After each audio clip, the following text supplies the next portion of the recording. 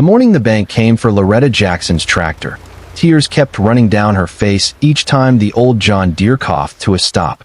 For the third time that morning, she climbed down into the wet Arkansas clay, wrapped both hands around the tow chain, and tried to drag the rusted seed drill just far enough to clear a shallow ditch so she could coax the tractor back into position. Her shoulders burned, mud clung to her boots, and every breath reminded her she had been fighting the same 40 acres since before sunrise. She whispered, "Just one more pass. Please, just one more pass," not knowing those would be the last words she would ever speak from that tractor's seat. The engine caught again with a violent shake, sending another cloud of blue smoke rolling across the field as Loretta gripped the steering wheel tighter, afraid that if she eased off the throttle even once, the old machine would die for good. Every minute mattered. Planting season in Arkansas never waited for anyone, and neither did the weather. She glanced across the field where neat rows still lay unfinished, and the sight tightened her chest because there was simply too much ground left to cover. Isaiah would have hated seeing it like this. 5 years earlier, the two of them had worked these same acres side by side, laughing whenever the tractor threw another tantrum. Isaiah always joked that the old John Deere had more personality than horsepower because no matter how many times it broke down, he could usually coax it back to life with nothing more than a wrench, patience, and sheer stubbornness. Now the wrench still lay inside Loretta's toolbox, but the stubbornness was all she had left. She wiped her eyes with the sleeve of her faded work shirt before climbing down once more to kick another clump of mud away from the seed drill. Her hands trembled from exhaustion, and she realized she hadn't eaten since dawn. Just as she reached for the tow chain again, the distant growl of another engine drifted across the property. At first she barely noticed it, assuming it was another neighbor heading toward town, but when she looked up and saw a white pickup turning through the gate with a flatbed truck following close behind, her stomach tightened. No. The pickup rolled slowly along the dirt lane until it stopped only a few yards away from the field. A man carrying a clipboard climbed out first, another stepped down from the flatbed behind him, and neither of them smiled. The first man removed his cap before looking from the tractor to Loretta. "Mrs. Jackson?" Loretta didn't answer. "I'm sorry it has to happen this way." She already knew. Long before he finished the sentence, something inside her had already accepted why they were there. But hearing the words still felt like being struck in the chest. "I'm here on behalf of Delta Community Bank to repossess the equipment listed under your loan agreement." Her knees weakened, and she reached for the tractor's fender to steady herself. "No, I've been paying. You've made partial payments. I told them after harvest." The extension request was denied. Loretta stared at him as though the words refused to make sense. "There won't be a harvest if you take my tractor." The bank representative lowered his eyes, but said nothing, while behind him the flatbed driver quietly began unloading the heavy steel ramps. Every clang of metal echoed across the farm, sounding less like machinery and more like a door closing on everything she had left. She hurried toward the man with the clipboard, desperation replacing pride. "Please, just give me 2 more weeks. I've almost finished planting. If you leave it here, I'll catch up. I always do. I'll pay every dollar. I've never run from my debts." He listened without interrupting, then answered so quietly that his kindness almost hurt more than anger would have. "My instructions are to recover the equipment today." Behind them, the flatbed driver climbed onto the tractor and turned the key. The old John Deere coughed once, then twice, before settling into the same uneven rumble Loretta had listened to for nearly 20 years. She instinctively stepped toward it, but the bank representative gently moved in front of her. "Please don't. I'm sorry." She wasn't angry yet. She simply looked like someone watching strangers carry away a member of her own family. Across the road, 2 neighbors had already stopped beside the fence to watch. Another pickup slowed, then another, until several people stood silently looking across the field. Nobody offered to help. Nobody crossed the fence. Finally, someone muttered just loudly enough for everyone to hear. "Should have sold the place years ago." Another voice answered almost immediately. 40 acres is too much for one woman anyway." Loretta heard every word, but she never looked toward them. Her eyes stayed fixed on the tractor as the flatbed driver eased it slowly up the ramps. Halfway up, the old John Deere stalled, and for one foolish second she allowed herself to hope that maybe it wouldn't start again. Maybe they'd have no choice but to leave it where it was. Instead, The driver turned the key once more. The engine roared back to life. The tractor climbed the rest of the way onto the trailer, and thick chains tightened around the wheels with a sound that echoed across the empty field. As the flatbed pulled away, Loretta didn't wave, didn't shout, and didn't cry. She simply stood there watching until the little green tractor disappeared beyond the trees, and only then did the silence settle over the 40 acres like a heavy blanket. She slowly turned back toward the unfinished field, and for the first time allowed herself to ask the question she had been trying to outrun all morning. Without the tractor, how was she supposed to finish planting? Without planting, how could there possibly be a harvest? And without a harvest, how could she keep the same 40 acres Isaiah's father had cleared with his own hands all those years ago? Her feet eventually carried her toward the old red barn without her even thinking about it. Inside, the familiar smell of hay, leather, and dust wrapped around her like a memory. Nothing had changed. The worn harnesses still hung from their wooden pegs beside weathered collars and cracked leather reins that nobody had touched in decades. Isaiah had never allowed her to throw any of it away, and one evening years earlier, when she had asked him why they were keeping equipment nobody would ever use again, he had simply smiled and said, "Because someday someone might remember why my father kept them." Back then she had laughed. Now, standing alone in the quiet barn, she reached out and brushed the dust from one of the old harnesses. As her hand moved across the cracked leather, something slipped from the shelf above and landed at her feet with a dull thud. Loretta bent down, picked it up carefully, and wiped away the dust until 6 faded words slowly appeared across the cover. Working 40 acres without a tractor. Loretta stood motionless in the quiet barn, staring at the faded notebook as though it had been waiting for her all these years. When she opened the cover, Isaiah's father's careful handwriting filled the first page, and the very first sentence made her stop breathing for a moment. A tractor is faster, but speed has never been the reason a harvest succeeds. She turned another page and found hand-drawn field maps, planting records, sketches of harnesses, and detailed notes explaining how one horse had worked the same 40 acres long before tractors ever reached their corner of Arkansas. By the time she reached the final page, one sentence had buried itself deep inside her mind. Never believe the land needs a machine more than it needs a farmer. Loretta slowly closed the notebook and looked across the unfinished field through the barn doorway. Every sensible voice in her head insisted the book belonged to another century, but common sense had disappeared down the road with the bank's flatbed. If she waited for another tractor, the planting season would end, the fields would stay empty, and the farm Isaiah's family had built would disappear forever.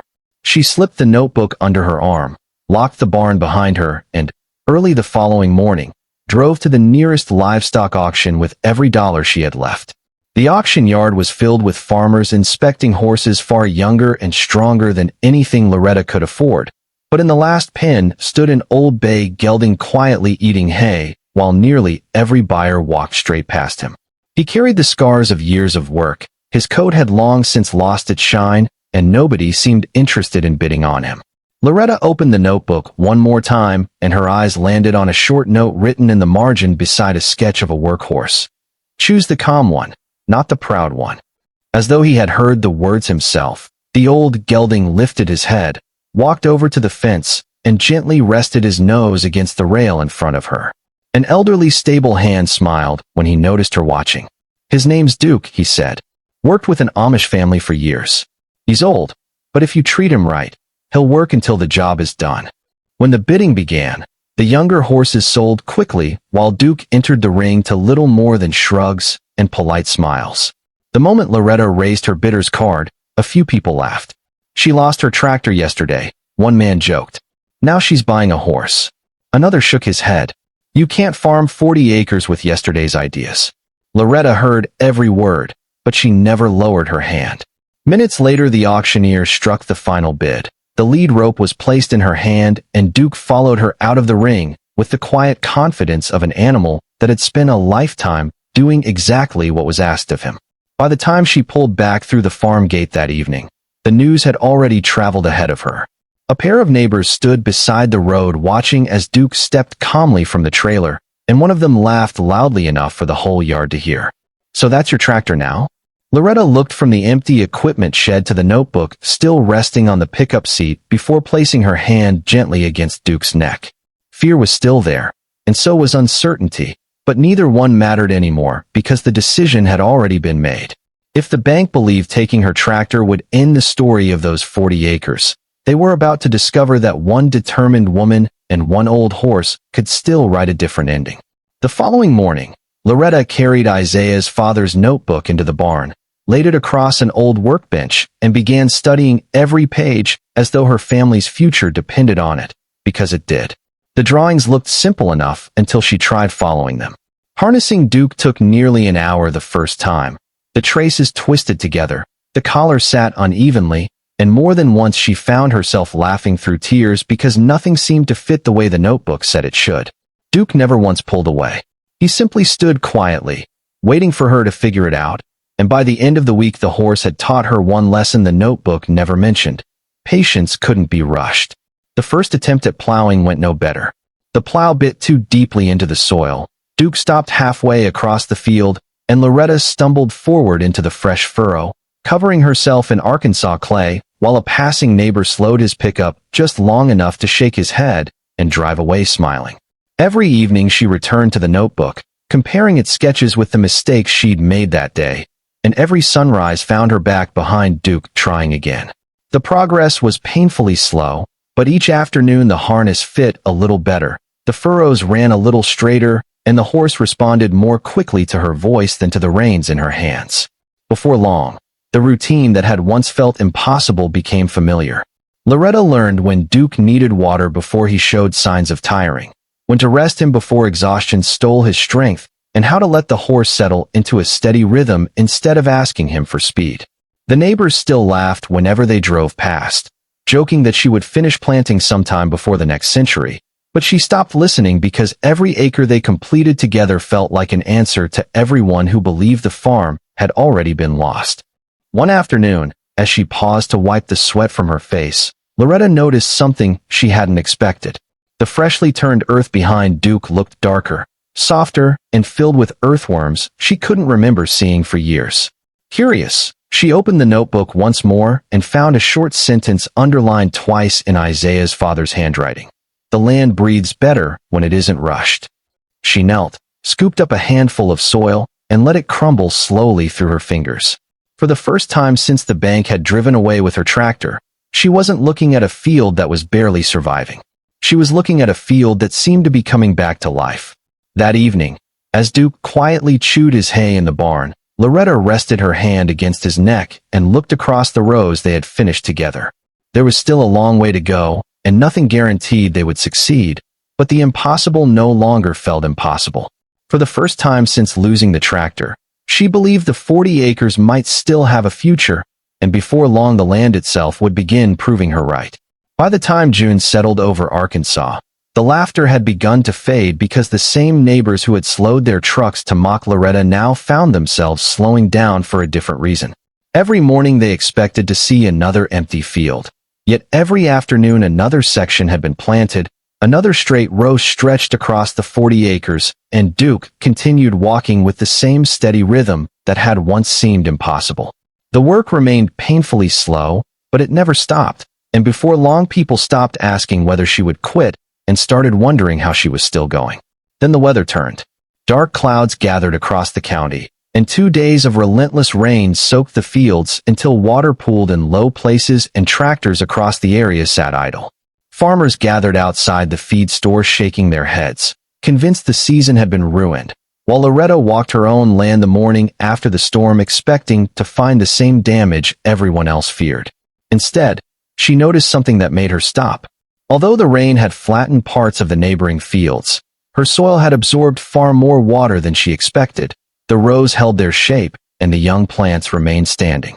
Kneeling to examine the ground, she remembered the sentence Isaiah's father had underlined in the notebook. The land breathes better when it isn't rushed.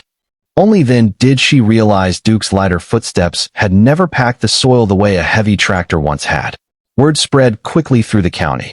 At first a few neighbors wandered over pretending they were only passing by, but before long they were standing beside the fence asking quiet questions instead of making jokes. One man finally admitted what nobody expected to hear. "I've driven a tractor for 30 years, and my field washed out worse than yours." Loretta smiled politely without boasting because she knew this wasn't about proving anyone wrong. It was about proving that the farm still had a future. Even the bank heard the stories. The same loan officer who had stood silently beside the flatbed weeks earlier pulled into the driveway one afternoon, climbed out of his truck, and looked across the fields where Duke continued pulling the plow with calm determination. He watched for several minutes before walking over to Loretta. "I honestly didn't think you'd still be here." Loretta rested one hand on Duke's neck before answering. "Neither did most people." The man looked across the thriving rows one last time, nodded quietly, and returned to his truck without another word. As he drove away, Loretta realized something had changed.